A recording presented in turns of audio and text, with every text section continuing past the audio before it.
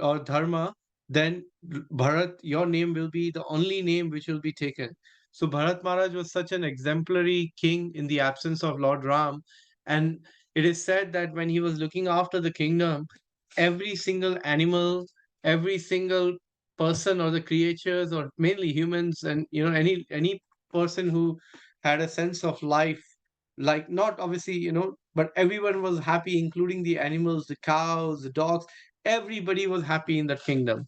So similarly here what is mentioned is it is a responsibility of the king that if there is a monarch, if there is a government like a king or a minister, here now we give no heed to the other animals and we completely focus on humans. But Prabhupada is trying to tell us in the purport that looking after the animals is also the responsibility of the king as much as it is for for him to look after the humans. Okay, who would like to read the next paragraph? I just wanted to mention, devotees, I was not able to do the chat session today because of a few commitments, but I realized there was nobody, so I really wanted to come. However, I do extend my apologies that I do have to leave at just after 8:30 to take another call actually this evening. So, but yeah, let's see who would like to read the next Can paragraph. can I read it, Many Prabhuji? Okay, Shipra Mataji, you go first, and then next, I couldn't see the name, but whoever asked should go to the next paragraph. Go ahead, Shipra Mataji. Hare Krishna. Any living being, if he terrifies other living beings, is a most wretched subject, and the king should at once kill such a disturbing element, as the wild animal is killed when it creates disturbances. Similarly, any man who unsuccessfully kills Unnecessarily. or or terrifies the jungle animals or other animals must be punished at once. By the law of the Supreme Lord, all living beings, in whatever shape they may be, are the sons of the Lord, and no one has any right to kill another animal unless it is so ordered by the codes of natural law. The tiger can kill a lower animal for his subsistence, but a man cannot kill an animal for his subsistence.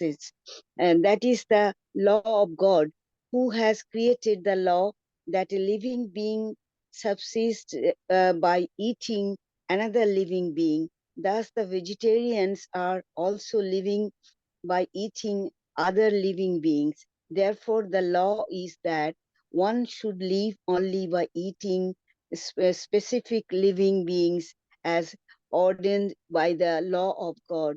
The Ishopanishad directs that one should live by the direction of the Lord and nor at one's sweet will.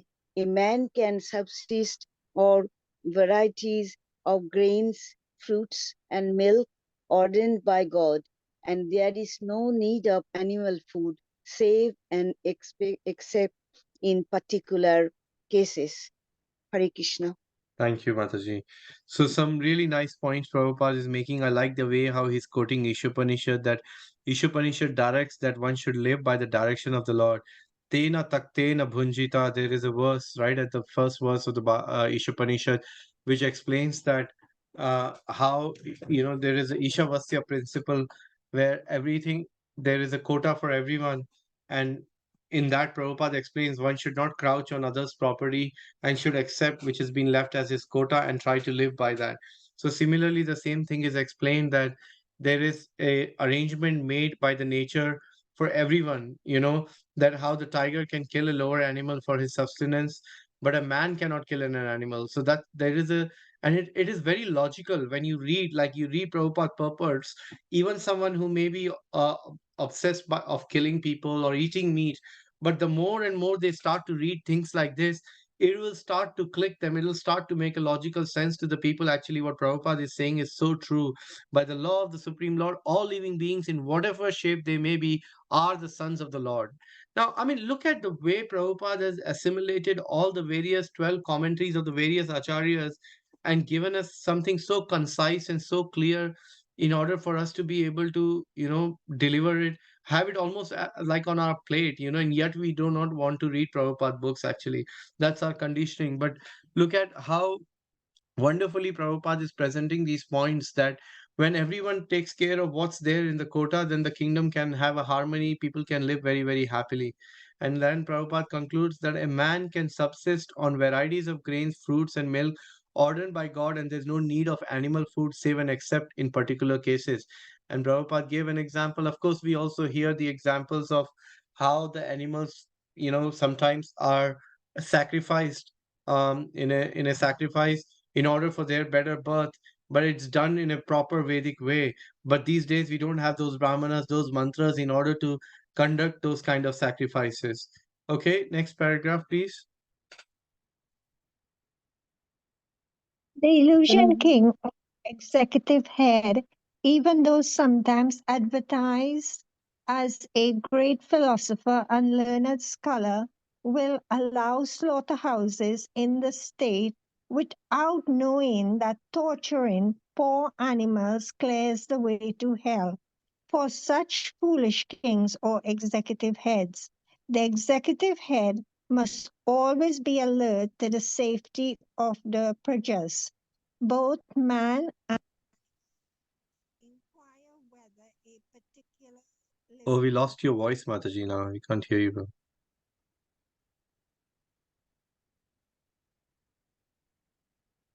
Hare Krishna.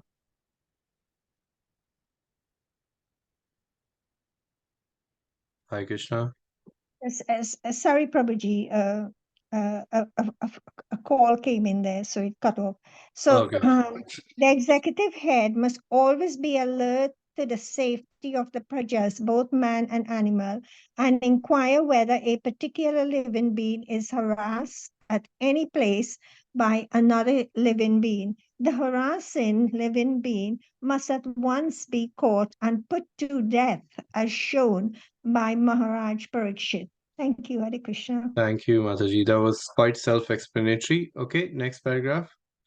Who would like to read? Can I read, Prabhuji? Hare Yeah, Krishna. go ahead, Rupa Mataji. Hare Krishna. The people's government or government by the people should not allow killing of innocent animals by the sweet will of foolish government men. They must know the codes of God, as mentioned in the revealed scriptures. Maharaj Parikshit quotes here that according to codes of God, the irresponsible king or state executive jeopardizes his good name, duration of life, power and strength, and ultimately his progressive march towards a better life and salvation after death. Such foolish men do not even believe in the existence of a next life. Yeah. Hare Krishna. So Prabhupada is making a very pertinent point here again, that look at the English Prabhupada uses. If you like the first line you read, Mataji, the people's government or government by the people should not allow killing of innocent animals by the sweet will of the foolish government men.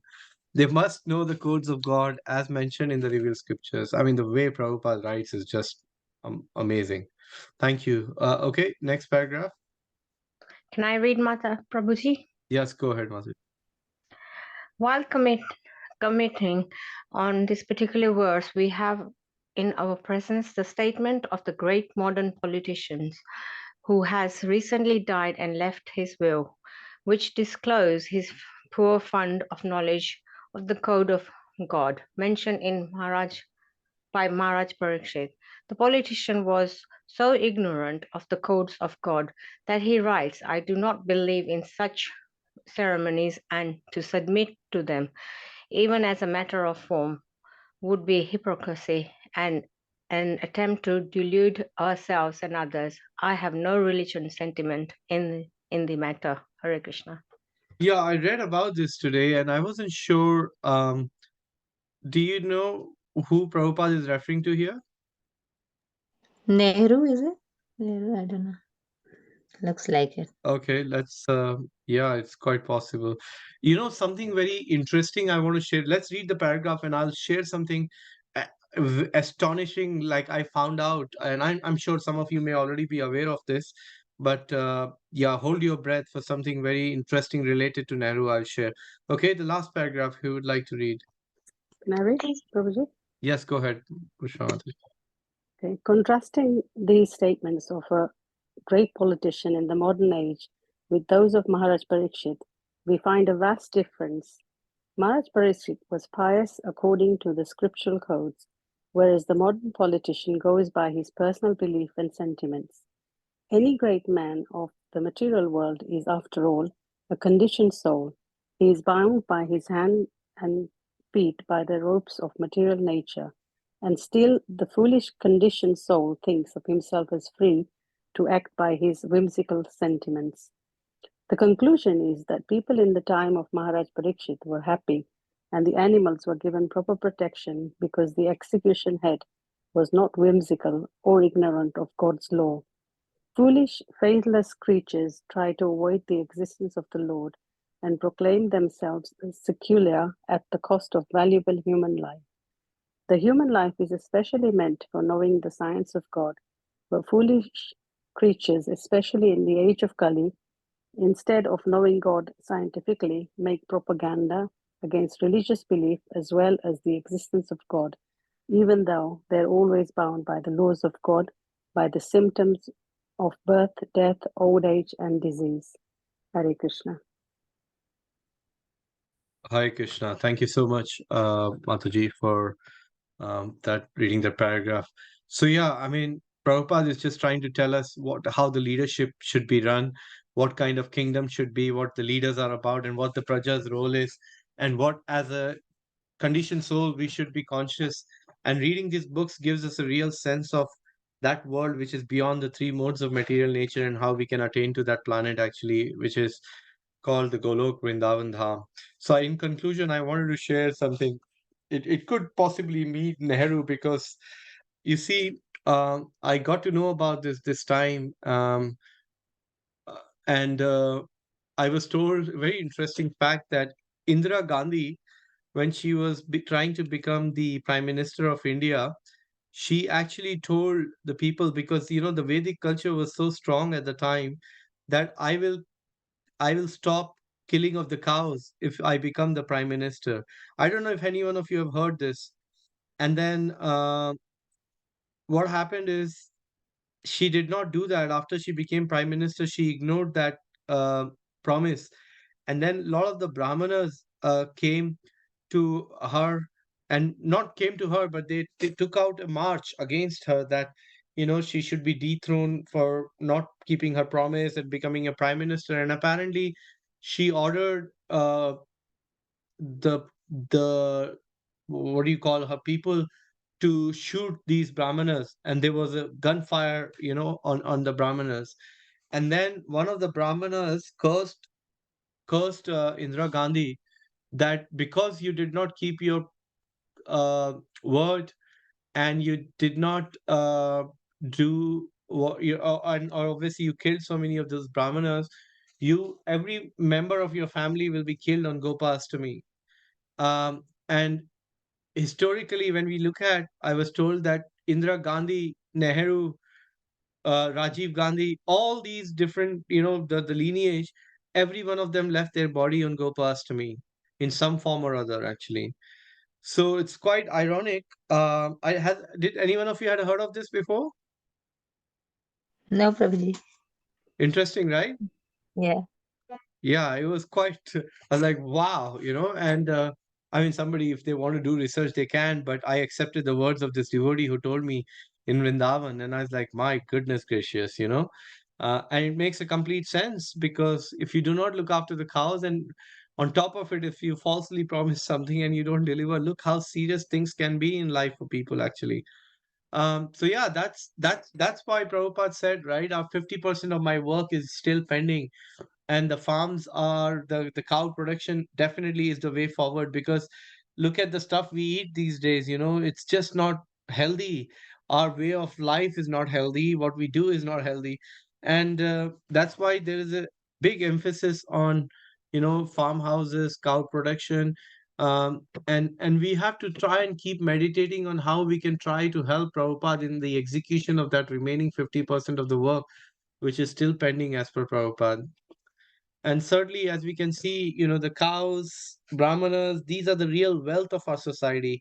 And when these two are intact, then the society is flourishes. But when they are not intact, we can see what's happening in the world today, unfortunately. So this is why reading of Bhagavatam, now one may think, this is, you see, that's why I feel you may read and go, oh, I can't do anything about it. No, that's not the point.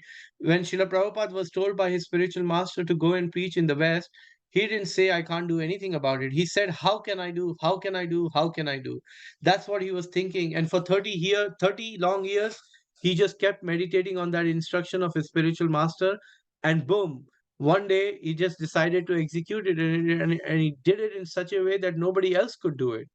So I think, don't get discouraged or feel demotivated in spiritual life if you can't do something immediately which has been asked by the Shastra, Guru, or a Sadhu, but rather try to meditate on how can I do, how can I do, how can I do.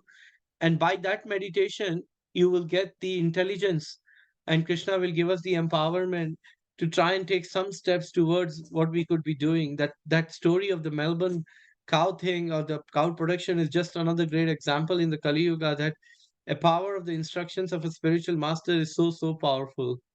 Om Tat Sat. I'll stop here. Does anybody have any burning question or a comment? As I would like to try and take your leave, if that's okay with everybody.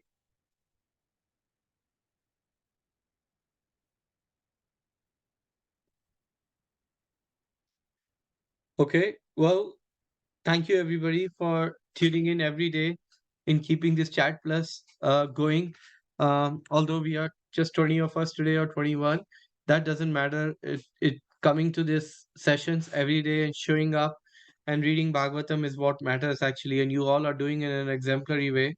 So I want to congratulate all of you for dedicating your life to Srila Prabhupada and his literary work. By reading these books, things will start to manifest in our life in an amazing ways. So thank you again, devotees. Please look after yourself. Have a wonderful evening. Vanchakalpatarubhyascha kripa कृपा sindhubheva cha सिन्धुभ्यः च patitānaṁ पतितानां Patitanam पावनेभ्यो pavanebhyo वैष्णवेभ्यो नमो Vaishnavebhyo नमः. Namo Namaha. Thank you, Prabhuji. Hare Hare Krishna. Krishna. Thank you, Hare Prabhuji. Krishna. Hare Hare Krishna. Krishna. Hare Krishna. Thank you, Prabhuji. Hare Thank Krishna. you. Hare Krishna. Hare Krishna. Hare Krishna, Prabhu. Thank Hare you. Krishna, everyone. Hare Hare Bol. Krishna. Hare